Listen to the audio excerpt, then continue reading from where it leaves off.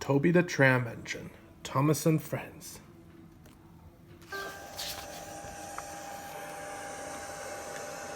Toby and the Stout Gentleman. Toby is a tram engine. He is short and sturdy, he has cow catchers and side plates, and doesn't look like a steam engine at all. He takes trucks from farms and factories to the main line, and the big engines take them to London and elsewhere. His tram line runs along roads and through fields and villages. Toby rings his bell cheerfully to everyone he meets. He has a coach called Henrietta, who has seen better days. She complains because she has few passengers.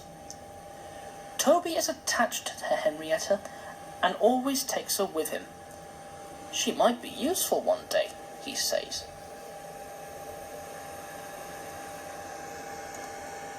It's not fair at all, grumbles Henrietta, as the buses roar past full of passengers. She remembers that she used to be full, and 9 trucks would rattle behind her.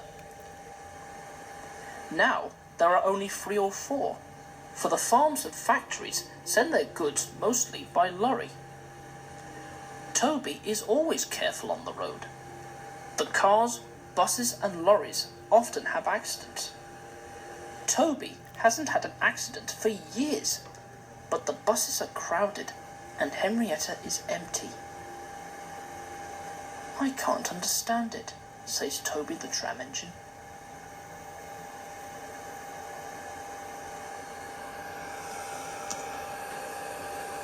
People come to see Toby, but they come by bus. They stare at him. Isn't he quaint, they say, and laugh. They make him so cross. One day, a car stopped close by, and a little boy jumped out. "Come on, Bridget," he called to his sister, and together they ran across to Toby. 2 ladies and a stout gentleman followed. The gentleman looked important, but nice. The children ran back. "Come on, grandfather, do look at this engine," and seizing his hands, they almost dragged him along. "That's a tram engine, Stephen," said the stout gentleman.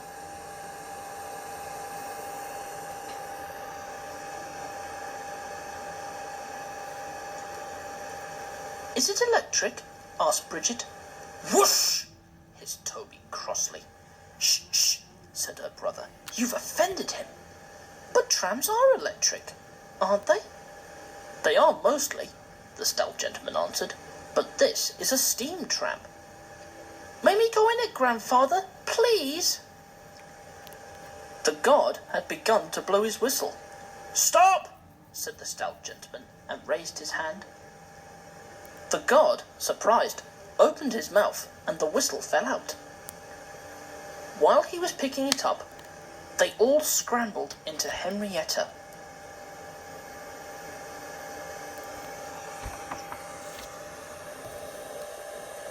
"Hip, hip, hooray!" chanted Henrietta, and she rattled happily behind. Toby did not sing. "Electric indeed, electric indeed," he snorted. He was very hurt.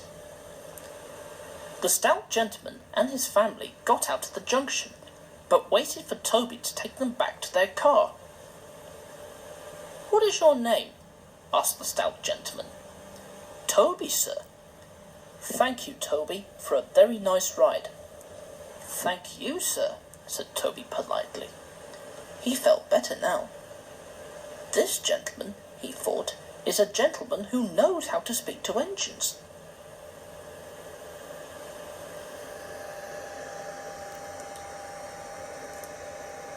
The children came every day for a fortnight. Sometimes they rode with the guard, sometimes in empty trucks, and on the last day of all, the driver invited them into his cab. All was sorry when they had to go away. Stephen and Bridget said thank you to Toby, his driver, his fireman, and the guard. The stout gentleman gave them all a present. Peep, peep, peep, peep, whistled Toby. Come again soon. We will, called the children, and they waved till Toby was out of sight.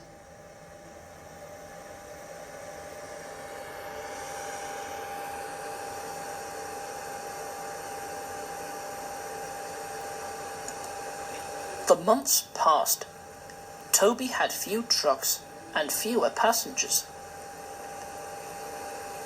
Our last day, Toby, said his driver sadly one morning. The manager says we must close tomorrow. That day, Henrietta had more passengers than she could manage. They rode in the trucks and crowded in the brake van, and the guard hadn't enough tickets to go round. The passengers joked and sang, but Toby and his driver wished they wouldn't. Goodbye, Toby, said the passengers afterwards. We are sorry your line is closing down. So am I, said Toby sadly.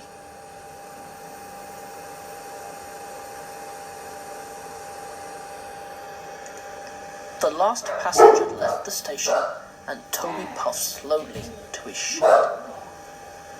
Nobody wants me, he thought, and went unhappily to sleep.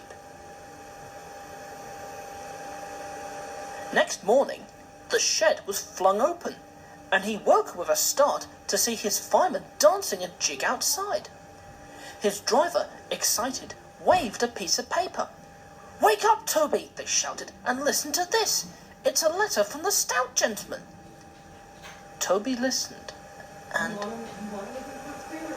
But I mustn't tell you any more, or I should spoil the next story.